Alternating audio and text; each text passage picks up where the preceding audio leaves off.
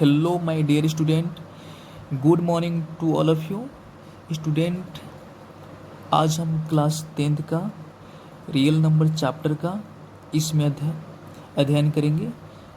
Real number chapter का जो 1 number question है एनसीईआरटी का और 2 नंबर क्वेश्चन है, वो दोनों क्वेश्चन को बनाने का क्या तरीका है। 1 नंबर क्वेश्चन में है कि कोई 2 संख्या दी हुई है, उनके एचसीएफ निकालना है यूक्लिड भाग एल्गोरिथम नियम से। वो क्या रूल है, क्या तरीका है, उसको हम जानेंगे। ठीक है, एक सबसे आसान सा तरीका, एक सबसे शानदार तरीका जिसका इस्तेमाल करके हम मैट्रिक के फाइनल एग्जाम में हम बेहतर से बेहतर मार्क्स ला सकते हैं। ठीक है, तो उस शानदार तरीका को जानेंगे। कहा जाता है कि जीतने वाले, कहा जाता है ना कि जंग में तो सब कोई लड़ाई लड़ता है लेकिन जीतता कोई और है, सब कोई नहीं जीत पाता। तो जीत उसी का होता है जिसके पास तरीका बेहतर होता है। ठीक है, अगर आप एग्ज़ाम में एक बेहतर करना चाहते हैं तो हमारे इस एडुटेक चैनल से जो है हमेशा कनेक्ट बने रहिए। हमारे एडुटेक चैनल को जो है सब्सक्राइब कीजिए और हर अपडेट वीडियो को देखते रहिए। मैं यह नहीं कह रहा हूँ कि हमारे चैनल को जो है आप किसी के पास शेयर कीजिए और किसी को मतलब बताइए। ठीक है ना, ऐसा कोई ज़रूरी नहीं है। बस आपसे इतना उम्मीद है कि आप कम से कम मेरे हर अपडेट वीडियो को बेहतर तरीक़ा से देखिए। ठीक है, मैं पक्का गारंटी देता हूँ कि अगर एडुटेक विराट के अगर हर वीडियो को, हर न्यू अपडेट वीडियो को अगर आप देखते हैं, डेली प्रयास करते हैं, तो आपकी सफलता आपकी कदम चूमेगी, ये मेरा गारंटी है। ठीक है, तो चलिए अब टॉपिक पर चलते हैं। ठीक है, ये मेरा जो फर्स्ट वीडियो होगा जो क्लास 10th से शुरू होगा। इसके पहले हम इंटर क्लास का मैथ का, साइंस का जो है क्वेश्चन हमने वीडियो अपलोड किया था, लेकिन आज मेरा ये 10th क्लास का पहला लेक्चर, पहला वीडियो है जिसमें हम 10th का फर्स्ट चैप्टर रियल नंबर से हम शुरू कर रहे हैं। ठीक है, इसमें हमें पढ़ना है, फर्स्ट में गया है कि यूक्लिड भाग एल्गोरिथम नियम से निम्न का एचसीएफ निकाले। ठीक है, तो हमें ये 2 संख्या दिया गया है, एक 135 और 225। इसका जो है हम कैसे एचसीएफ निकालेंगे ये जानेंगे। ठीक है, तो देखिए इसमें क्या होता है। हम पहले से एक जनरल तरीका जानते हैं एचसीएफ निकालने का। जनरल तरीका क्या होता है कि हमारा जो 2 संख्या दिया हुआ है, जैसे इसमें 135 क्या है, हमारा 135 छोटा है 225 से, छोटा है। तो क्या करते हैं हम जनरल नियम में कि छोटा वाला संख्या से बड़ा वाला संख्या में हम क्या करते हैं, डिवाइड करते हैं। ठीक है ना, इस तरीके से हम एचसीएफ निकालने का प्रयास करते हैं। तो सबसे पहले हम जनरल तरीका ही अप्लाई करेंगे। हमारा क्या है, एक हमारा जनरल तरीका है, जनरल मेथड है, ये हमारा जनरल मेथड होगा। ठीक है, 135 इसमें करेंगे तो 1 कोसेंट 1 होगा, यानी भागफल 1 होगा। तो क्या हो जाएगा, 135 घटाएंगे तो 0 आएगा, एक कितना बचा 9। ठीक है, और एक कट गया। फिर हम क्या करेंगे, एक 90 में 90 से 135 में डिवाइड करेंगे तो कितना आएगा, ये भी 1, इसका ये भी क्या होगा, ये भी यहाँ पे यानी भागफल 1 ही होगा। तो यहाँ पे 90 लिखेंगे, घटाकर कितना आएगा 5 और 9 4 13 कट गया।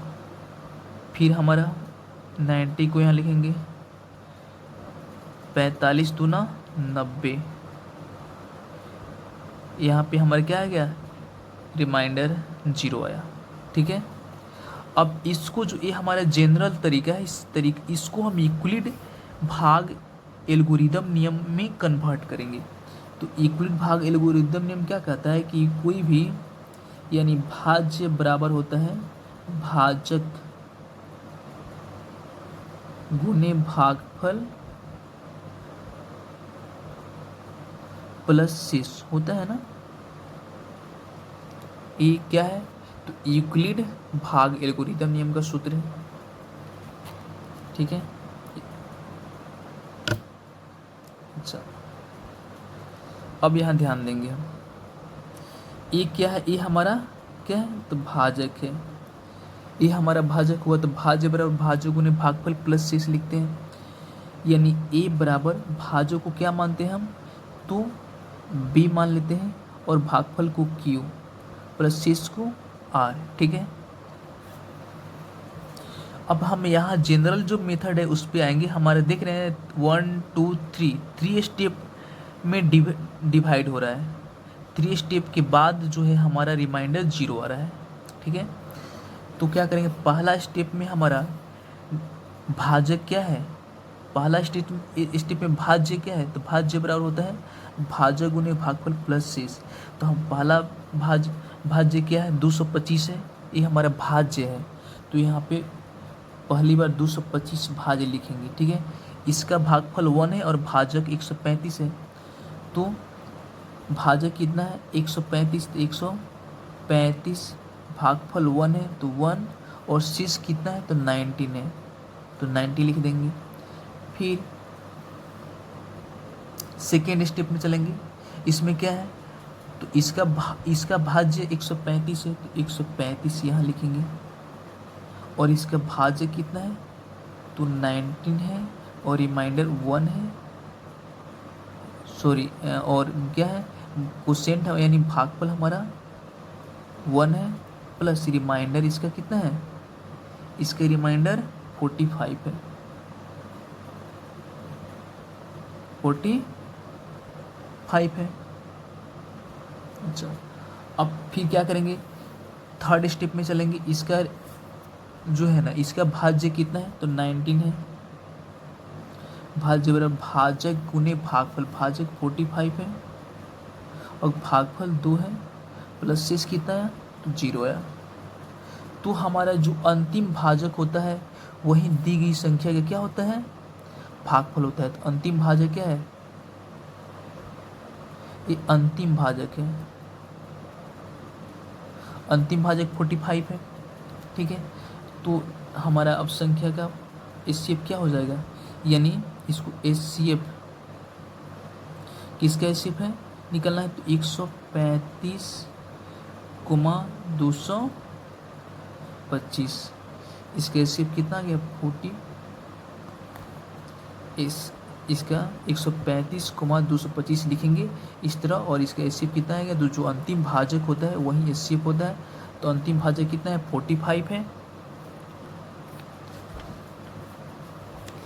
45 है, तो 45 इसका क्या हो जाएगा आंसर हो जाएगा, ठीक है। तो हमारा एक नंबर निकल चुका, उसी तरह हम 2 नंबर को निकालेंगे।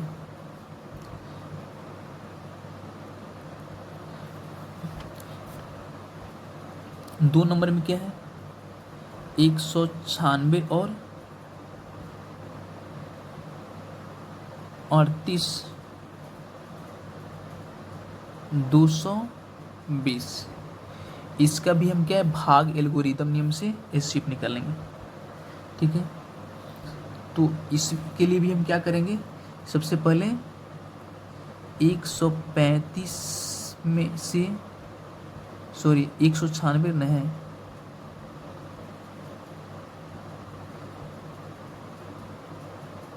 एक 196 से 38 220 में क्या करेंगे डिवाइड करेंगे, ठीक है। तो ऐसा करते हैं 200, यानी ये भी 1 मरतबे होगा, यानी क्या लिखेंगे 196 घटाएंगे कितना आएगा, तो 8 6 कितना हो गया 6 आएगा, ये बच गया 7 में से 9 ही घटेगा तो 8, तो एक इधर आएगा तो 17 हो जाएगा, 17 में से 9 घटेगा तो कितना बचेगा 8 बचेगा, ठीक है 8 बचेगा। उसके बाद ये सब 0 हो जाएगा। अब यहाँ पे क्या करेंगे हम 2 उतार देंगे, हो जाएगा हमारा 862, 862 हो गया। अब 862,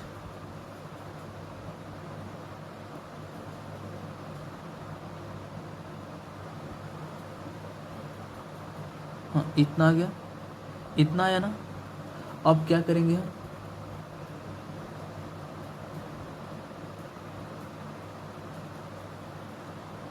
सबसे पहले हम क्या करेंगे, सबसे पहले जो है हम इसको कटाएंगे, ठीक है ना। अभी यहाँ पे हम एचसीएफ का रूल अप्लाई नहीं करेंगे जब तक हमारा जो है ना कहने का अर्थ है कि इसको एक अप्लाई करेंगे, सिर्फ जो इसे हम भाग करते हैं ना उसे भाग करेंगे, एचसीएफ हर में भाग नहीं करेंगे। अब एक कितना आ गया, यहाँ पे रिमाइंडर 86 है तो यहाँ पे 2 उतार देंगे, इतना हो गया। यहाँ पे 2 उतार दिए। अब फिर इसे हम डिवाइड करेंगे तो कितना होगा, कितना बार में कटेगा, तो यहाँ पे देखा जाए तो ये 196 है, लगभग 200 के बराबर है। और ये कितना है, ये 800 के बराबर है।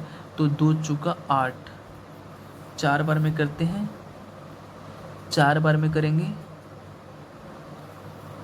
ठीक है। तो आसानी से हो जाएगा, ये 4 बार में आसानी से हो जाएगा।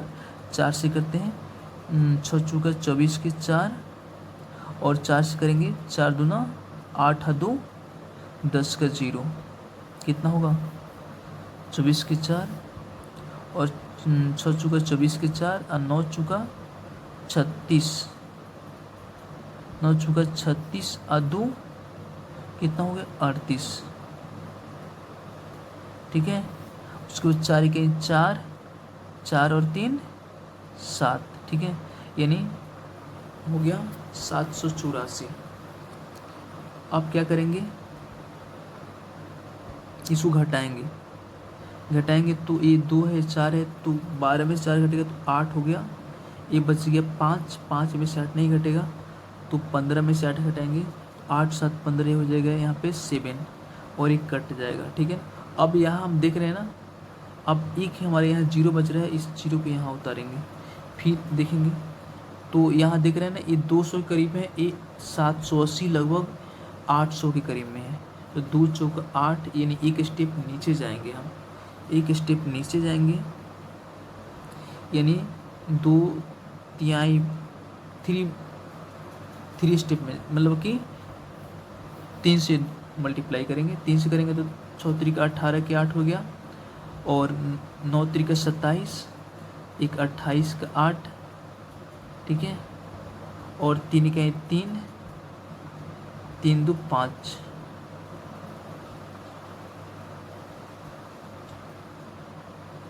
अब घटाएंगे, ये हो गया 2, और ये बच गया 7, 8 तो 7 बचेगा, तो 17 में से 8 बच गया, 9 बच गया, और ये कितना हो गया, ये हो गया 6 में से 192 हुआ, 192 हुआ, ठीक है, 192।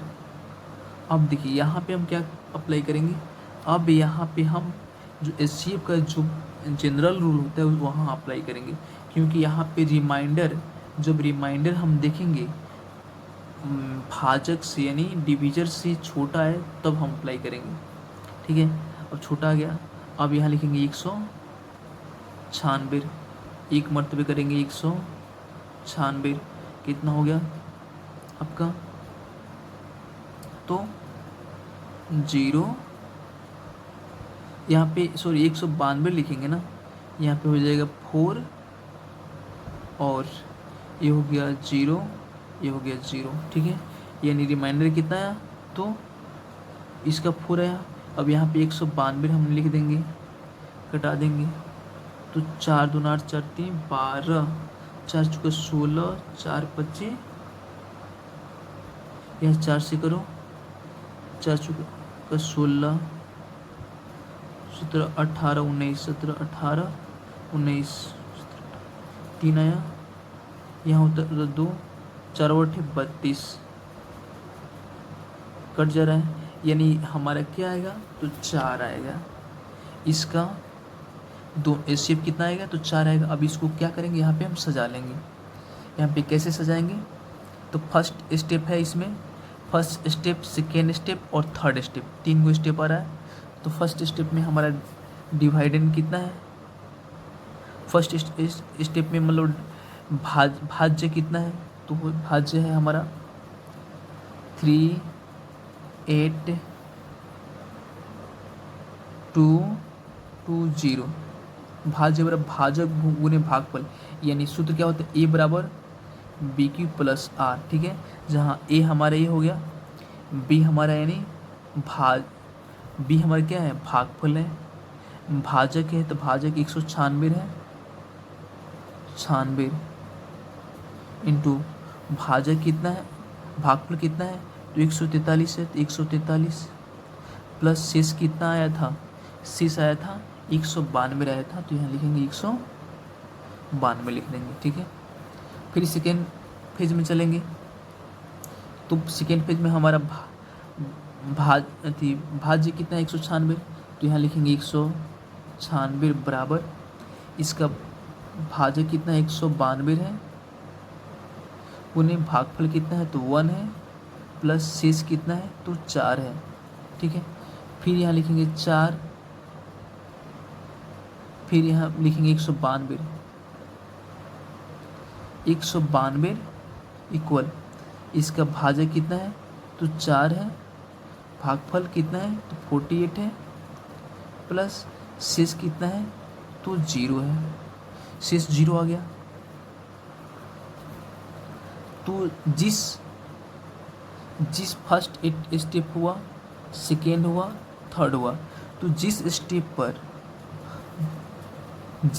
पर भाजक 0 आ जाता है, सॉरी जिस स्टेप पर रिमाइंडर यानी शेष 0 आ जाता है, तो उस स्टेप के भाजक को यानी अंतिम भाजक को दी गई संख्याओं को क्या कहते हैं, एचसीएफ कहते हैं। तो ये हमारा क्या है, भाजक है, कैसा भाजक है तो अंतिम भाजक है।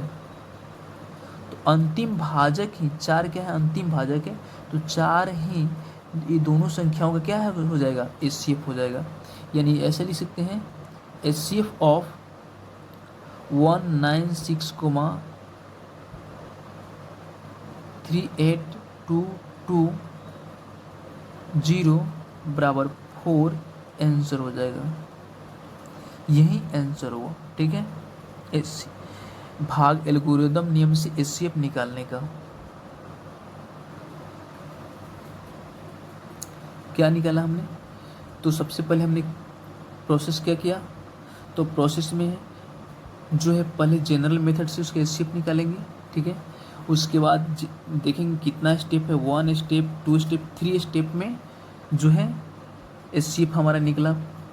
अब क्या करेंगे, तीनों स्टेप को भाज्य बराबर भाजक उन्हें भागफल प्लस शेष के रूप में लिख देंगे। यहाँ पे क्या है, यहाँ पे हमारा भाज्य कितना है तो इतना है, इसको इतना बराबर भाजक कितना है तो भाज्य बराबर भाजक उन्हें भागफल प्लस शेष होता है, तो भाजक हमारा 196 है, गुने भागफल 143 है, प्लस शेष 192 है, शेष कितना है 192 यहाँ शेष लिख दिए। फिर अब क्या करेंगे, सेकेंड स्टेप में चलेंगे। यहाँ पे इसमें हमारा भाज्य कितना है 196 है, 196 बराबर भाजक 192 प्लस शेष 1 है, तो 1 रिमाइंडर 1 है, यहाँ पे भागफल 1 है और शेष 4 है, तो भागफल 1 है शेष 4। ठीक है, इसी तरह थर्ड स्टेप में चलेंगे। थर्ड स्टेप में हमारा भाज्य कितना है तो 192 है, 192 बराबर इसका भाज्य कितना है 4 है, तो 4 इंटू भागफल 48 है, तो 48 प्लस रिमाइंडर 0 आया है, तो शेष 0 को 0 लिखेंगे। अब ये 4 क्या है, ये हमारा अंतिम भाजक है, तो अंतिम भाजक ही दी हुई संख्याओं का क्या होता है, दी हुई संख्याओं का क्या होता है, एचसीएफ होता है। अंतिम संख्या ही दी हुई संख्याओं का एचसीएफ होता है। ठीक है, तो हम 1 नंबर 2 नंबर भी क्वेश्चन का हमने सॉल्यूशन कर लिया। अब 3 नंबर क्वेश्चन देखते हैं। इस 3 नंबर क्वेश्चन को भी हम यूक्लिड भाग एल्गोरिथम नियम से एचसीएफ निकालेंगे। ठीक है, तो ए बराबर क्या होता है, बी क्यू प्लस आर। ठीक है, ये होता है ना। तो यहाँ हम देखिए, यहाँ पे मैं अप्लाई करना है एक जनरल मेथड जनरल फॉर्म, भाग करने का जनरल फॉर्म क्या होता है? तो ये जो दोनों हमारा संख्या है, दोनों में सबसे छोटा कौन सा है? 255 है। तो 255 से हम डिवाइड करेंगे 867 में, ठीक है। तो 255 ये हमारा 867 लगभग 850 के बराबर है, ये 250 के बराबर है। तो हम एक काम करेंगे, कितना बार में इसमें लगेगा ये देखना है हमें। तो कितना हो जाएगा? 2 3 6 6 और 1 7, यानी 3 बार में हम आराम से कर सकते हैं। 5 3 15, 5 3 15 1 16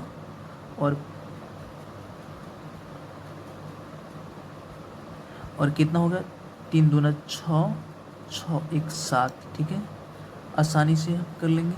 तो 5 2 7, ये हो गया 0, ये हो गया 1, ठीक है। रिमाइंडर कितना आया? तो हमारा 102 आया। अब फिर क्या करेंगे, इसको मान लेंगे भाजक और इसको मान लेंगे भाज्य। अब इससे इसमें हम भाग करेंगे तो कितना आएगा? 255 करने पे कितना आएगा? तो 255, यानी इसको 2 मरतबे लगा सकते हैं, 204, ठीक है। कितना है कट के? तो 1 5, ठीक है। 51 आया। 255 में से 204 घटाएंगे तो 51 आएगा ना। अब 51 से हम 102 में भाग करेंगे, 51 दूना 102। यहाँ पे रिमाइंडर क्या आ गया? 0 आ गया। यानी कितना स्टेप में आया है? तो 1 2 3, इसमें 3 स्टेप में हमारे रिमाइंडर 0 आया। अब इसको क्या करेंगे? यूक्लिड भाग एल्गोरिदम नियम में सजाएंगे, ठीक है। तो ए बराबर फर्स्ट हमारा ए बराबर क्या हो जाएगा? 867। तो 867 हमारा क्या हुआ? ये भाज्य बराबर भाजक गुने भागफल। तो भाजक कितना है? 255 हमारा भाजक है, भाजक गुने भागफल कितना है? 3 है, प्लस शेष कितना है? 102 है। फिर क्या करेंगे? दूसरा स्टेप में क्या है? 255 क्या हो जाएगा हमारा? भाज्य हो जाएगा। भाज्य बराबर भाजक गुने भागफल, भाज्य बराबर भाजक, तो 102 गुने भागफल कितना है? 2, प्लस शेष कितना है? 51। अब थर्ड स्टेप में आएंगे, ये हमारा क्या हो जाएगा? हमारा थर्ड स्टेप में हमारा 102 भाज्य हो जाएगा। तो 102 भाज्य बराबर भाजक कितना है? 51 है, गुने भागफल 2 प्लस शेष कितना है? 0। इस तरीक़े से जो है हमारा 51 क्या है? 51 मेरा अंतिम भाजक है,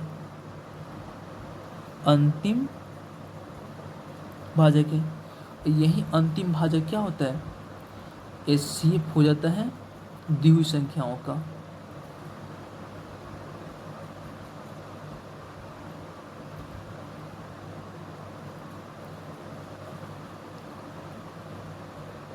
ठीक है, इस तरीक़े से हम 1 2 3 तीनों एक नंबर का तीनों क्वेश्चन हमने यूक्लिड भाग एल्गोरिदम नियम से सोल्व कर लिया।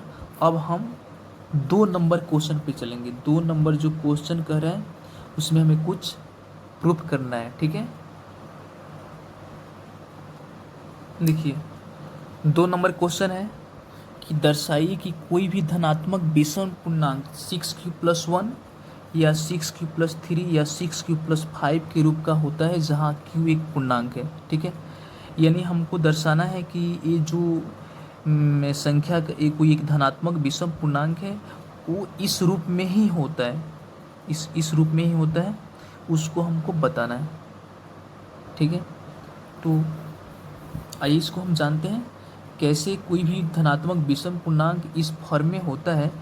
इसको जानने का एक शानदार सा मेथड अपनाएंगे और ध्यानपूर्वक इस मेथड को हम जानेंगे, ठीक है।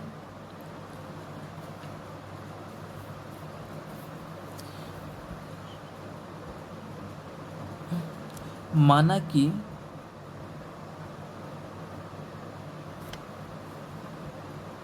वह धनात्मक विषम पूर्णांक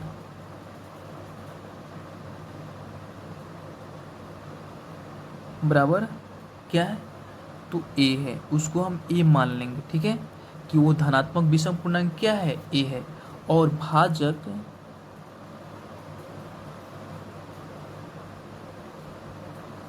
भाजक बराबर क्या है, तो 6 है। इसमें भाजक 6 है, क्योंकि यहाँ देख रहे हैं ना, ये है 6 क्यू + 1, 6 क्यू + 3, 6 क्यू + 5, तो ये बराबर क्या होता है, BQ+R अप्लाई करते हैं। तो यहाँ पे हम देख रहे हैं ना कि BQ+R, तो B की जगह पे हमारे क्या है, 6 है, और BQ क्या बोलते हैं, तो B को हम भाजक बोलते हैं। तो भाज्य बराबर भाज्य बराबर होता है भाजक गुने भागफल प्लस शेष। तो भाजक हमारा 6 है, भागफल Q है, और शेष 1 है। इसमें क्या है, भाजक 6 है, भागफल Q है, और शेष 3 है।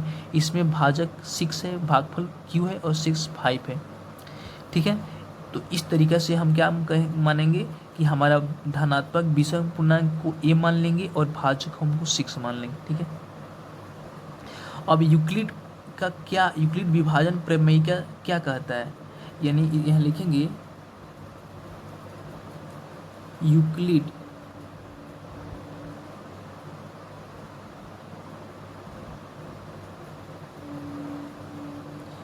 इसलिए यूक्लिड विभाजन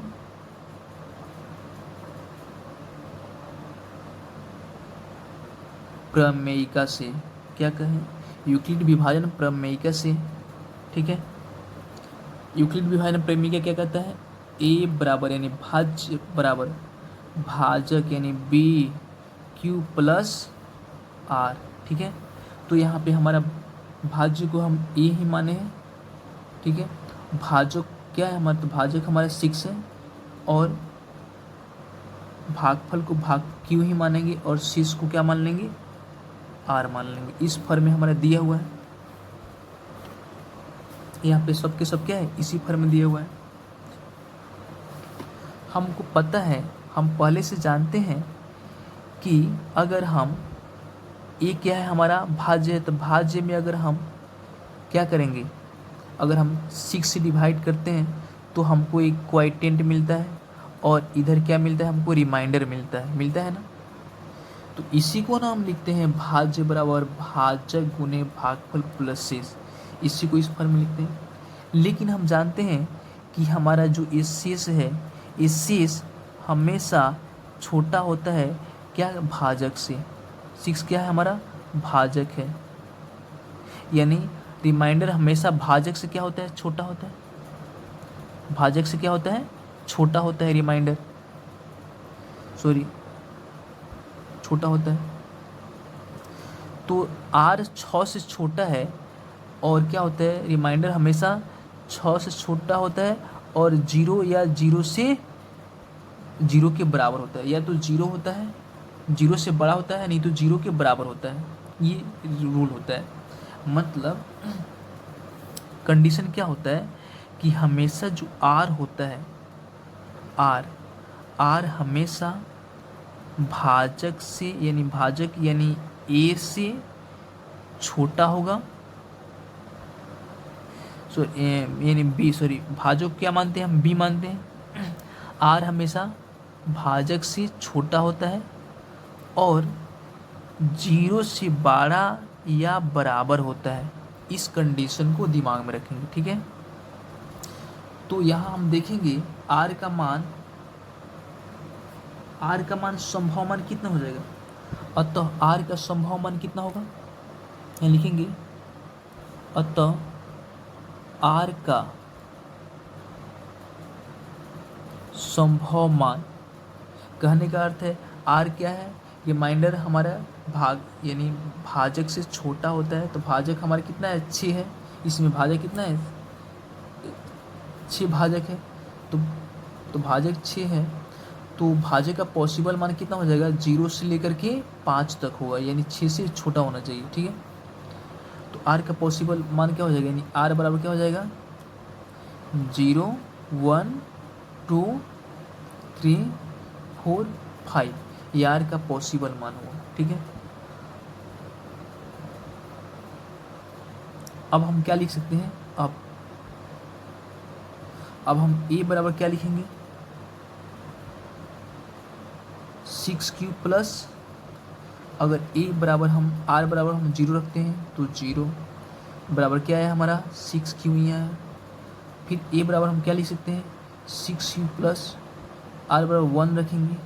ठीक है, फिर ए बराबर क्या लिख सकते हैं 6 क्यू प्लस 2, ए बराबर 6 क्यू प्लस 3, ए बराबर 6 क्यू प्लस 4 और ए बराबर 6 क्यू प्लस 5। इतना हम लिख सकते हैं यहाँ पे, इतना तो लिख सकते हैं ना। यानी आर बराबर हमारा क्या होगा, आर का संभव मान 0 से लेकर के 5 तक होगा, क्योंकि 6 से क्या होगा, ये सारे के सारे मान क्या है 6 से छोटा है। ठीक है, तो आर का संभव मान इतना हुआ। तो ए बराबर क्या है 6 क्यू प्लस हम आर बराबर 0 रखेंगे, यानी 6 क्यू होगा। फिर ए बराबर 6 क्यू प्लस 1 लिख सकते हैं, ए बराबर 6 क्यू प्लस 2 लिख सकते हैं, ए बराबर 6 क्यू प्लस 3 लिख सकते हैं। ठीक है, और ए बराबर हम 6 क्यू प्लस 4 लिख सकते हैं, ए बराबर 6 क्यू प्लस 5 लिख सकते हैं ना, इतना लिख सकते हैं। अब हम जानेंगे कि कौन कौन मान विषम, कौन कौन पूर्णांक विषम धन पूर्णांक है। तो विषम धन पूर्णांक वही होता है जिसमें 2 से डिवाइड नहीं होता है। यहाँ हम देख रहे हैं 6 क्यू में आसानी से क्या हो सकता है 2 से डिवाइड हो सकता है, हो जाएगा। ये हमारा सम धन पूर्णांक है, ये 2 से डिवाइड करेंगे क्या आएगा हमारा 3 क्यू आएगा ना। तो ये हमारा विषम नहीं हुआ, इससे हमारा सम धन पूर्णांक हुआ। फिर यहाँ हम देखते हैं 6 क्यू प्लस 1, इसमें 2 से डिवाइड नहीं हुआ क्योंकि 2 का कोई भी 2 का फैक्टर नहीं है इसमें।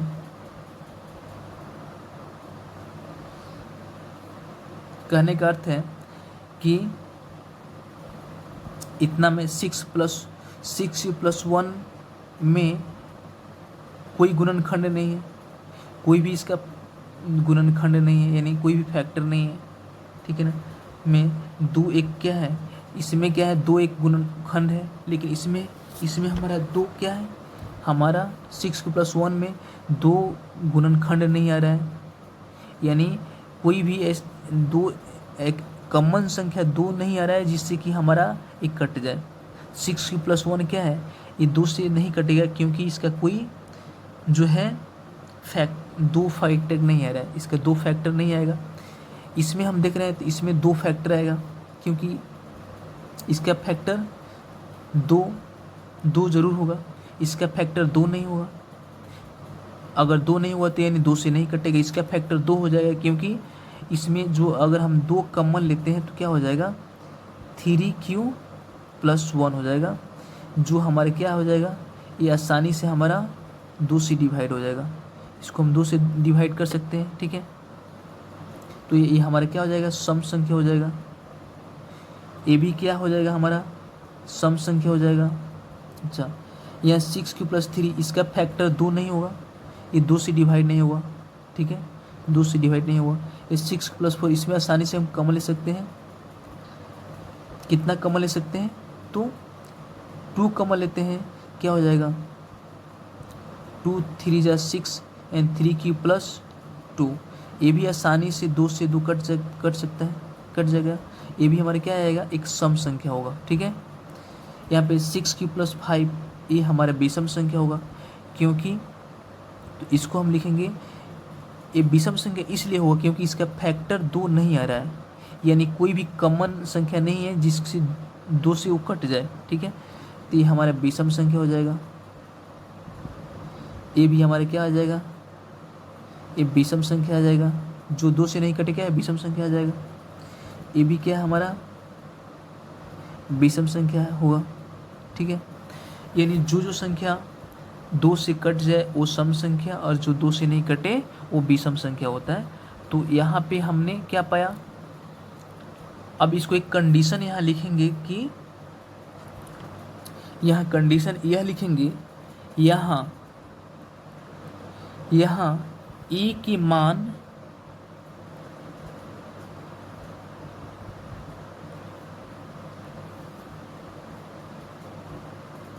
6Q प्लस 2 तथा 6Q प्लस 4 तथा 6Q प्लस 4 में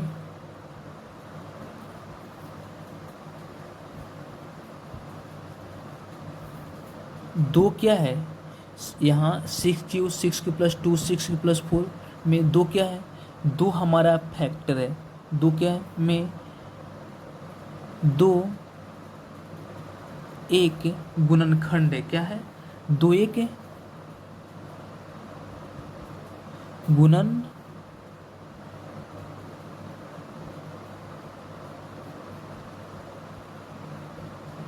दो क्या है, एक गुणनखंड है, जबकि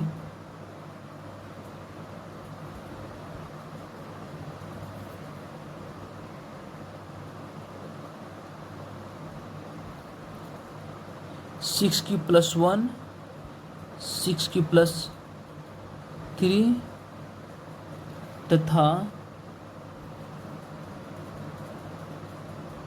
6Q प्लस 5 में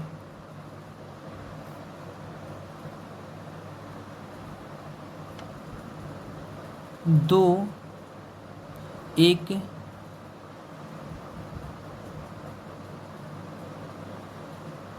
गुणनखंड नहीं है, इसलिए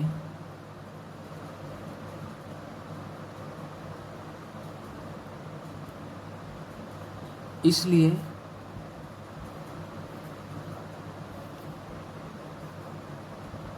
6Q प्लस 1 6Q प्लस 3 तथा 6Q प्लस 5 एक